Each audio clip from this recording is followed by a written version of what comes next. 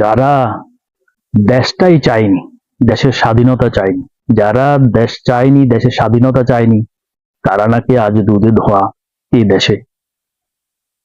1971 সালের নির্মম নির্যাতন, পাখিদের নির্মম নির্যাতন যারা মেনে নিয়েছে, ওনারা এখন সেই উত্তরসূরিদের কাছে, আমাদের কাছে, সবার কাছে ক্ষমতা চায়। ক্ষমতা দিলে যে আবার দেশ বিক্রি হবে না, কিভাবে বুঝবো?